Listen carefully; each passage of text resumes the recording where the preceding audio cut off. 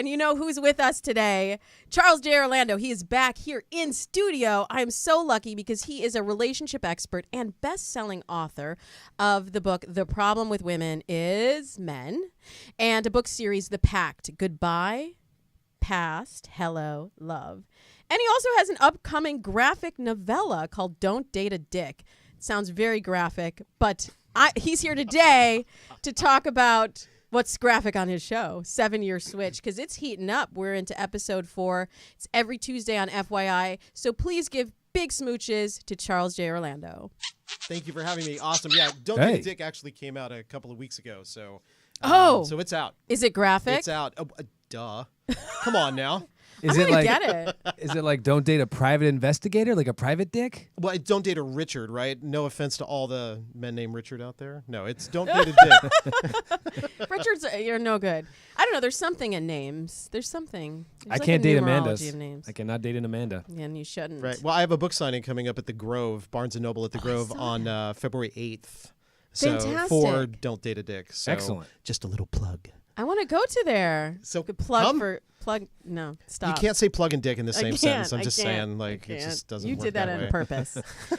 Well, okay, so another thing you're doing on purpose is the show 7-Year Switch. So this is the second season of the show. First season, we're seeing you on there shaking things up for these couples, and they go through switch therapy. So you've got 4 couples that are kind of about their relationship, and then they've hit the skids, right? Like they've hit the skids. Yeah, I mean, so they're ready for a change. They need a change. Like that's part of the value of the show. Like when you're in a relationship that's hit all its challenges and you don't know where to go.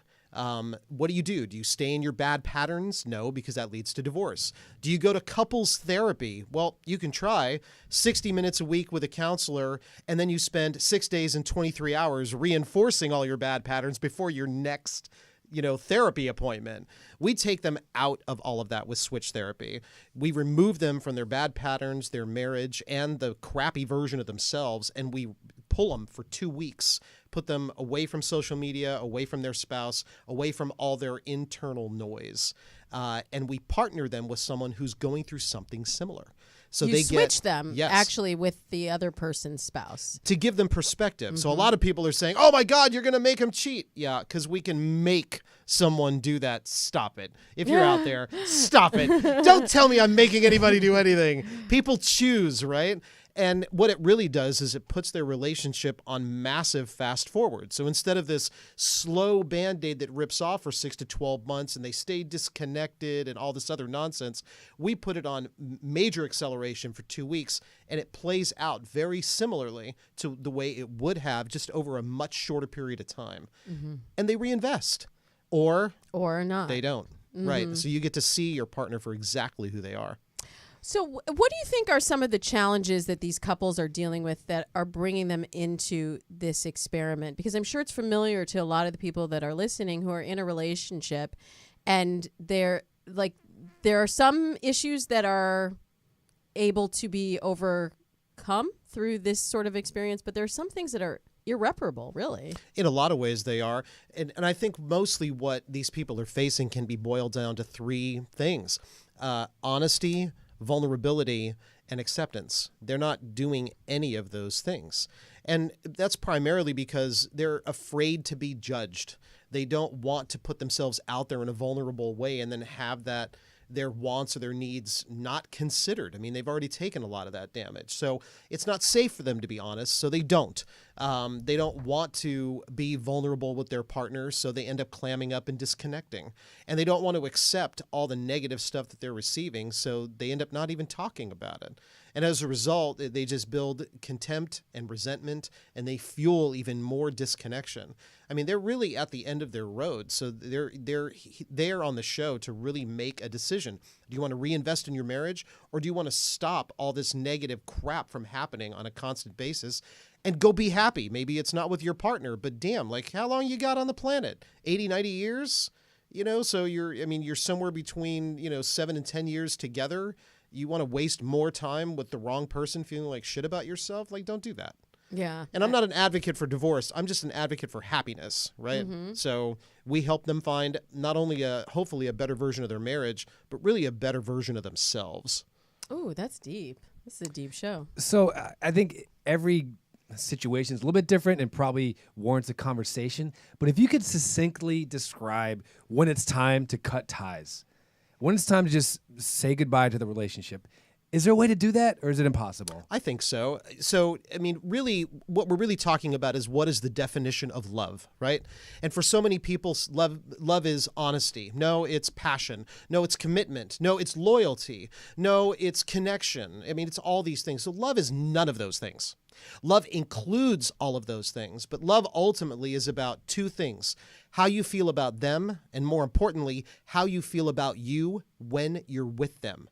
Because if you feel good about you, all the rest of the stuff that I just mentioned comes really, really naturally. It's a non-issue. You would never betray them because that means you're betraying yourself. You would never lie or cheat because that just cheapens who you are, and it cheapens who you are with them. So to answer your question, like, the minute you stop feeling good with them is the minute that you've already started disconnecting and moving on. And I'm not suggesting that marriage is some perfect thing. I mean, let's be honest here. So, marriage is a train wreck, okay? Love's easy. It's cohabitation that ruins a lot of things. So you stay open, you stay communicating, and you stay honest, and you stay vulnerable. And if you can't do those things, yeah, you're done. You're done. I found it really interesting that it seems like there's sort of different types of people in this experiment and in these relationships. So there's the type A person and the type B person. And in some of the couples, you've flipped that. So you've got the two type B laid back party people with the two type A hardworking go-getter types. Well, and the caretakers are partnered up with each other as well. Right, Yeah. right. So it's interesting how you think, they say opposites attract.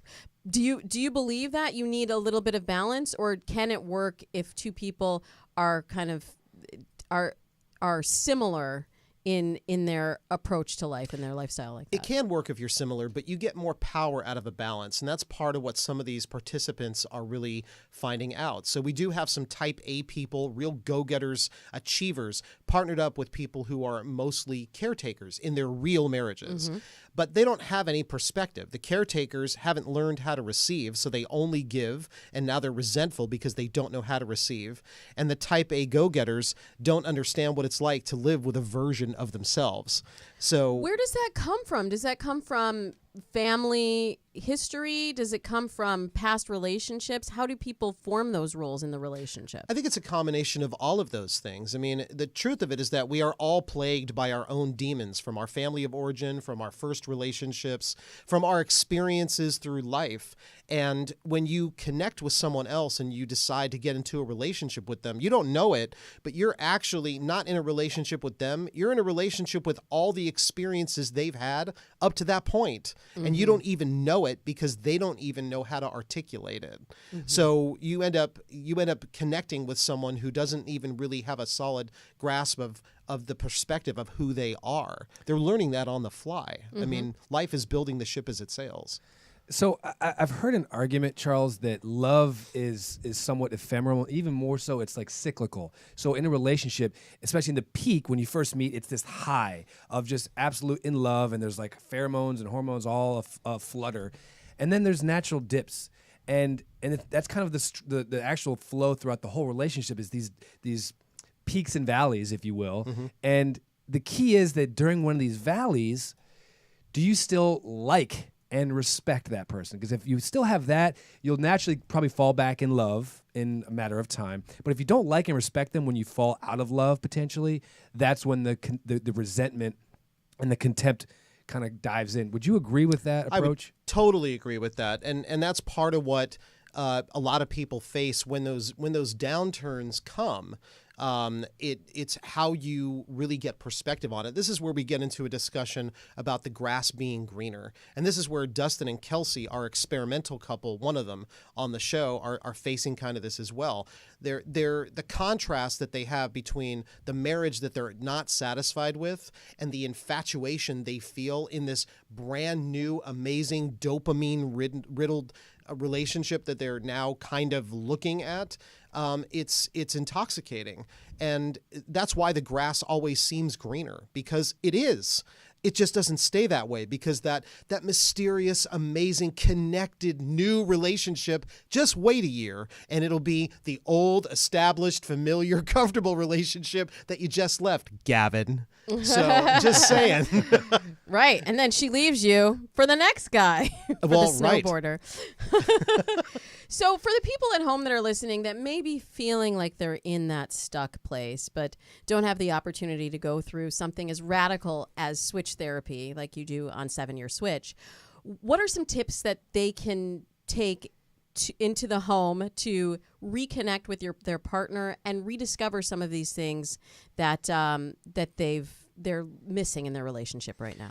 Well, it starts with one basic thing that you can't get away from. You have to get honest. You have to get real. So if things are broken and disconnected and screwed up, you can pretend that they're not that way because you have a lot to lose and you're afraid and all that stuff, but nothing will change and nothing will get fixed. You have to get real. So you sit down with your partner and you have a really ugly conversation of, I'm not feeling this.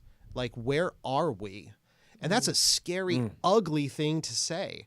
But at least it puts it on the table. And from acknowledging it and breaking out of your atrophy and your emotional kind of stuntedness, you have the ability and the chance to change it from there. So from that discussion, if you get honest and real with them, you can look across the kitchen table from each other and say, okay, what makes us happy? What makes it real? What do you want?